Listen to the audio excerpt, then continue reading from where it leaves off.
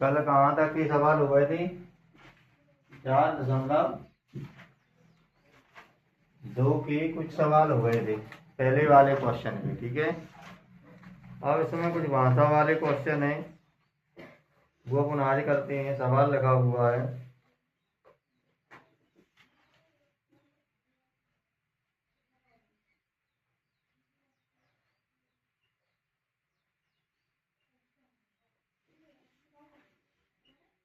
सवाल लिखा हुआ है। क्या लिखा है सवाल? ऐसी दो संख्याएं ज्ञात कीजिए जिनका योग 27 हो, गुणनफल 182।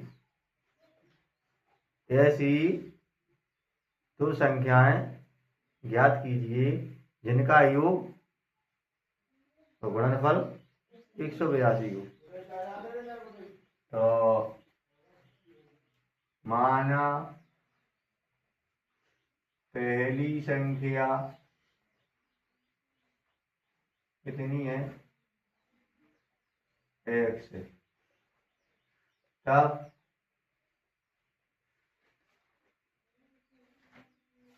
दूसरी संख्या कितनी आ जाएगी? दूसरी संख्या कितनी आ जाएगी? अगर एक योग 27 दिया है तो दूसरी संख्या कितनी हो जाएगी? जैसे दो संख्याओं का जोड़ 27 है और पहली संख्या को हमने x मान ली है, तो दूसरी क्या आएगी? दूसरी 27 में से घटा के निकाल लेंगे। मान के चलो दो संख्या है 15 आदमी मान लो, और एक संख्या अपन ने 4 मान ली, तो दूसरी कहाँ से निकालेंगे? 15 - 4 करके निकालेंगे, क्या नहीं निकालेंगे? ठीक है, तो दो संख्याओं का जोड़ 27 दिया था, तो पहली संख्या अपन ने x मान ली, तब दूसरी संख्या क्या हो जाएगी? 27 - x। कोई दिक्कत? अब वो कह रहा है प्रश्नानुसार, प्रश्न कह रहा है इन दोनों संख्याओं का गुणनफल कितना है?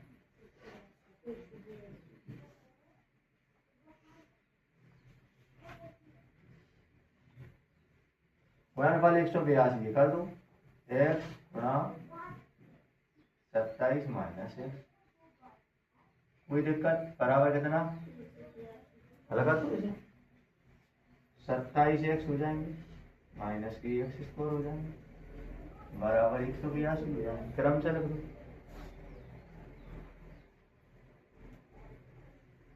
देखो x² यानी कि 27x माइनस की 182 बराबर 0। ठीक है, ऋण चिन्ह का भाग दे दो, ऋण चिन्ह का भाग दे दो। ऋण चिन्ह का भाग देंगे तो क्या बन जाएगा? x² माइनस की 27x धन की 182 बराबर 0। अब 182 की ऐसी दो गुणनखंड देख लो, तो जोड़ें घटाएं तो 27 आए और गुणा करें तो 182 आए। मेरे ख्याल से 14 और 13 का गुणा करके देखो कितना आ रहा है। 14 गुणा 13, 13 चौको 52, आंसर 5, 13 कम 13 और 5 भर रहा है काम। क्या लिख देंगे 27 की जगह? 14 धन 13, तो यहाँ लिखेंगे x², 14 धन 13 इंटू में x धन की 182 बराबर 0। क्लियर? x² करेंगे माइनस 14x धन की 13x 182 बराबर 0। यहाँ से क्या करेंगे? ऋण के हो जाएंगे 14x, ब्रैकेट खोलेंगे, माइनस के 13x धन की 182 बराबर, इसमें से x कॉमन होगा, इधर से बचेगा x माइनस की 14। कोई दिक्कत? यहाँ से ऋण की 13 कॉमन लोगे, x ऋण की 14, क्योंकि 13 गुणा 14 ही 182 था। तो ये हिना ऋण का ऋण में भाग दोगे तो धन आ जाएगा, और हिना ऋण का धन में भाग दोगे तो धन आ जाएगा, बराबर में 0। यहाँ तक मेरे ख्याल से कोई समस्या नहीं होनी चाहिए, कोई समस्या नहीं है। आगे बढ़ जाइए, यहाँ से आगे, यहाँ से आगे क्या करोगे? यहाँ से आगे देखो, इधर से क्या ले लोगे? x माइनस 14 कॉमन लोगे, इधर से कितना बचेगा? x माइनस 13 बराबर 0, x बराबर 14 या x बराबर 13। ठीक है, तो बिंदु संख्या कितनी हो जाएंगी? अतः पहली संख्या 13 है, तब दूसरी संख्या कितनी आ जाएगी? 27 माइनस 13 बराबर 14। कोई संख्या याद है? कोई दिक्कत याद है? मेरे ख्याल से कोई समस्या नहीं है। क्लियर सवाल? अगला देखो, अगला लिखा है दो क्रमागत धनात्मक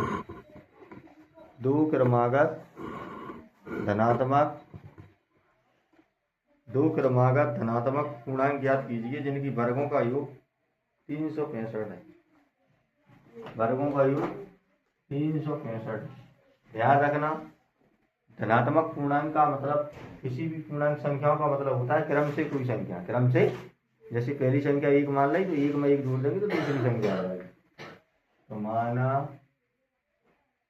भी धनात्मक पूर्णांक x तथा x धन की, ठीक है। काका मान लाए, क्या क्या मान लीजिए? x और x धन 1 2 मान लीजिए। आपको कह रहा है दो क्रमागत धनात्मक पूर्णांक ज्ञात कीजिए जिनकी वर्गों का योग 365। काय का योग? वर्गों का योग। कर दू, प्रश्नानुसार लगा दू। सवाल नंबर 4 है, ये सवाल नंबर 3 था।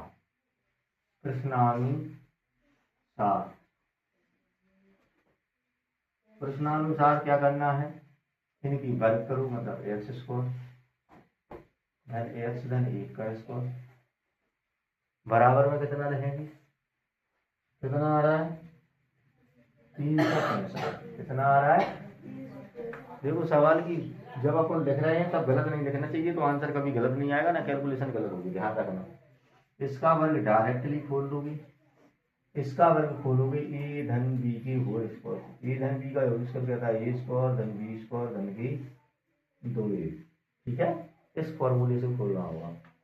धन लगाएंगे, ए स्क्वायर मतलब एक्स स्क्वायर, बी स्क्वायर मतलब 1 का वर्ग, 2ab मतलब 2 गुणा 1 गुणा एक्स, सॉरी एक्स गुणा 1, ठीक, बराबर में 365। कोई दिक्कत? हल कर दो। जी एक्स स्क्वायर, जी धन की एक्स स्क्वायर, जी धन का 1 धन की 2x, ठीक है। एक्स स्क्वायर हो जाएंगे 2x स्क्वायर हो जाएंगे, धन की 2x बराबर में 365 माइनस का 1 2x स्क्वायर धन की 2x बराबर 364 2x स्क्वायर 64 बचेंगे, माइनस की हो जाएंगे 364 बराबर में। अब अपने को यहाँ से छोटा समीकरण करना है, तो छोटा समीकरण कैसे करेंगे? 2 का भाग देंगे। क्या करेंगे? लघु समीकरण में 2 का भाग देने पर दे दो 2 का भाग। 2 का भाग दोगे तो जी बचेगी एक्स स्क्वायर धन की एक्स, 2 कम 2 16 2 8 16 2 2 6, ठीक है। सेम टू सेम बन गया, 182 बन गया, 14 माइनस 13 कर दो बन जाएगा। अभी 14 और 13 जोड़े थे 27 हो रहे थे, 14 माइनस 13 कर दो तो 1 बचेगा, और वहाँ कितना 182 हो जाएगा कि नहीं हो पाएगा? 100 कैसी करोगी? एक्स स्क्वायर धन 1 की 14 minus 13 14 minus 13 into x minus 182 बराबर 0, ठीक है। यानी ऐसी दो संख्याएं कौन कौन सी आ रही हैं? 13 और 14 आ रही हैं, इनका गुणा करेंगे तो 182 आएगा। आएगा कि नहीं आएगा? 182 आएगा, 182 आएगा। बस कर दो इंतजार, हल करने में क्या दिक्कत है? एक्स स्क्वायर टेंशन लगा के 14x माइनस की 13x 182 बराबर 0। यहाँ से करोगे एक्स स्क्वायर धन की 14x माइनस की 13x 82 बराबर 0, एक्स कॉमन लोगी एक्स धन 14 बचेगा, ऋण की 13 कॉमन लोगी एक्स धन 14 बचेगा, बराबर में 0 आ जाए। Clear concept? Clear concept? यहाँ से आगे चलो, एक्स धन 14 कॉमन लेंगे, इधर कितना बचेगा एक्स माइनस 13 बचेगा, बराबर 0, एक्स धन 14 बराबर 0। समझ आ रहा है? एक्स धन 14 बराबर 0। यहाँ से क्या करेंगे बेटा, आगे लिखेंगे एक्स माइनस 13 बराबर 0, एक्स बराबर माइनस की 14 और एक्स बराबर 13, ऋणात्मक संबंध नहीं है, पहला पूर्णांक 13 मान लेना, दूसरा अपने आप आ जाएगा 13 में जोड़ 14, क्या आ जाएगा, पहला पूर्णांक 13 है, तब दूसरा पूर्णांक कितना आ जाएगा 13 धन 1 बराबर 6। कोई दिक्कत? समझ में आ रहा है? अगला सवाल देखो, अगला सवाल देखो क्या आ जाएगा अगला।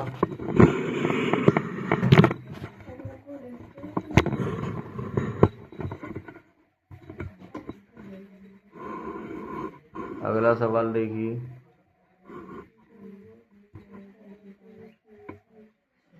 अगले सवाल के लिए देखिए,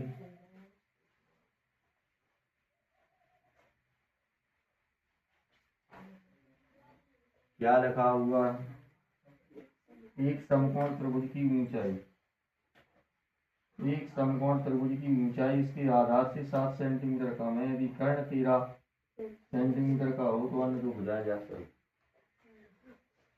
क्या दिया है, एक समकोण त्रिभुज,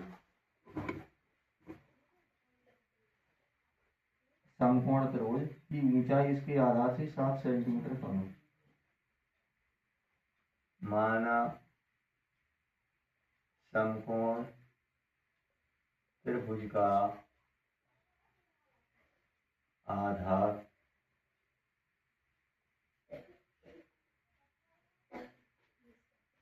x मीटर, ठीक है, सेंटीमीटर, काय में x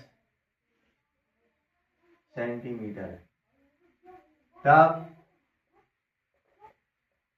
ऊंचाई बराबर कितनी दी है, ऊंचाई बराबर कह रहा है कि समकोण त्रिभुज की ऊंचाई इसके आधार से 7 सेंटीमीटर कम, तो ऊंचाई कितनी आ जाएगी x माइनस 7 सेंटीमीटर, ठीक है। यदि कर्ण 13 सेंटीमीटर का हो तो अन्य तो भुजाएं ज्ञात करो। कर्ण बराबर 13 से, ठीक है, कर्ण बराबर कितना, आप बेटा समकोण त्रिभुज आप समझ लीजिए ऐसा होता है, ठीक है, इसे कहती है लंब, इसे कहती है आधार, इसे कहती है साइन, ठीक है। अपने को क्या करना है, हम जानते हैं, दिख रहा है सब, हम जानते हैं, क्या जानते हैं, पाई था गोरस की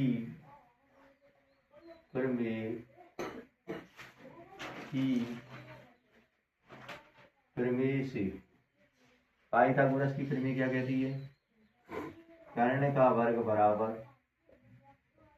लंब का वर्ग, चाहे आधार रख लो, आधार का वर्ग प्लस ऊंचाई का, कोई दिक्कत, बस कर दो, यहाँ से कर्ण आ जाएगा 13 का वर्ग, आधार कितना आ जाएगा x का वर्ग, ऊंचाई कितनी हो जाएगी x माइनस 7 का, कोई दिक्कत, यहाँ से आ जाएगा 13 13 169, ये एक्स स्क्वायर हो जाएगा, किसी ए ऋण बी के होल स्क्वायर से खोल दो, क्या होता है A square and B square minus के 2a, ठीक है, ये वाले फॉर्मूला से इसे खोल दो, क्या आ जाएगा, ए स्क्वायर मतलब एक्स स्क्वायर, बी स्क्वायर मतलब 7 का वर्ग, 2ab माने 2 गुणा एक्स गुणा 7। ठीक है, कोई दिक्कत नहीं। यहाँ से आगे चलो, 169 बराबर एक्स स्क्वायर 7 सतंगा 49, 2 7 14 एक्स माइनस। कोई डाउट? मेरे ख्याल से कोई डाउट नहीं है, कोई संदेह नहीं, कोई समस्या नहीं। यहाँ से आगे आ जाओ, यहाँ से आगे चलोगे तो करना क्या है, आगे देखिए आपको क्या करना है।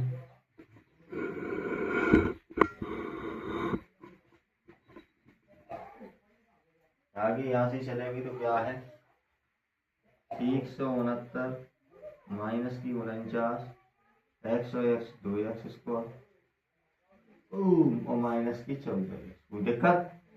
9 में से 9 गए 0, 2 120 बराबर कितनी 2x स्क्वायर माइनस की 14। ठीक, बराबर मान लो। यहाँ से इसे बना लो समीकरण के रूप में। कैसे बनाएंगे, 2x स्क्वायर माइनस की 14x, जिन्हीं बार साइड ले जाओगे माइनस की 120 बराबर 0। कोई दिक्कत? समीकरण में कितनी का भाग देना है, 2 का। समीकरण में 2 का भाग देने पर दे दो, जहाँ पूरे में 2 को जा, जहाँ में 2 को दे हैं जी बचे एक्स स्क्वायर, इसमें 2 का दोगे 7x, इसमें 2 का दोगे 60 बराबर 12 पंचे 60, 12 में से 5 घटा रहे, क्या बच रहा है 7 ही। तो क्या है गुणनखंड कर दो, एक्स स्क्वायर माइनस की 12 माइनस 5 इंटू एक्स माइनस की 7 बराबर जी। एक्स स्क्वायर 12x माइनस की 5x माइनस की 60 बराबर एक्स स्क्वायर माइनस की 12x प्लस की 5x माइनस की 60 बराबर 0। ठीक है, बराबर 0। आगे हल करो, यहाँ से आगे हल करो, क्या आ जाएगा, वर्गमूल कर लो इसकी। का कॉमन लेना है, x माइनस की 12 बचेगी, यहाँ से धन की 5 कॉमन लोगी तो x माइनस की 12 बचेगी। x माइनस की 12 बराबर 0 और इधर से आ जाएगा कितना, x धन की 5 बराबर 0। कर लोगे आगे हल, अब तो केवल निकालना ही है। इसके बाद और अगला देखो, और अगला सवाल देखिए। और अगले सवाल में क्या देखना है,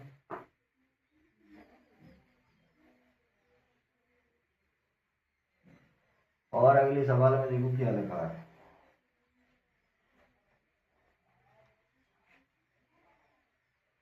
और अगला सवाल कह रहा है, एक कुटीर उद्योग एक दिन में कुछ बर्तनों का निर्माण करता है।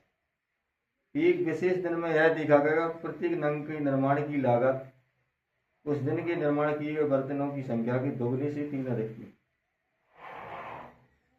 यदि उस दिन की कुल निर्माण लागत 90 थी तो निर्मित बर्तनों की संख्या प्रत्येक नंग की लागत ज्ञात करो।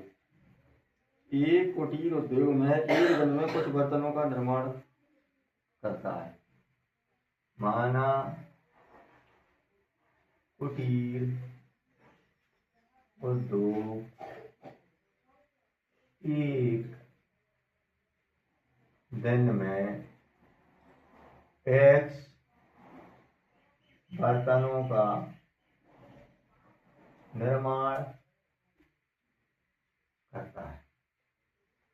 ठीक है, कितनी का करता है, x बर्तनों का। अब आगे लिखा है, एक विशेष दिन यह देखा गया कि प्रत्येक नंग के निर्माण की लागत, प्रत्येक नंग के निर्माण की लागत उस दिन के निर्माण किए गए बर्तनों की संख्या,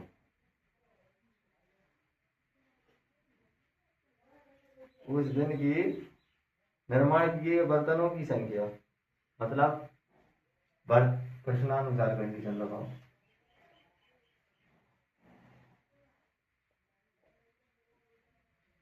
बर्तनों की संख्या कितनी रहेगी एक्स। उस दिन निर्माण किए गए बर्तनों की संख्या के 2 गुने से 3 अधिक है।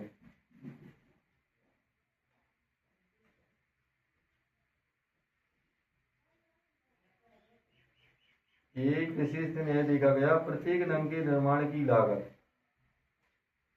प्रत्येक नंग के निर्माण की लागत उस दिन की निर्माण किए गए बर्तनों की संख्या है।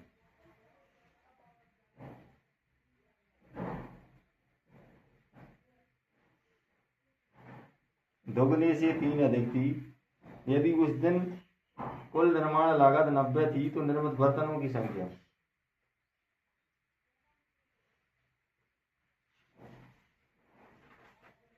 एक विशेष दिन यह देखा गया प्रत्येक नंग के निर्माण की लागत उस दिन के निर्माण किए गए बर्तनों की संख्या के दोगुने से 3 अधिक है।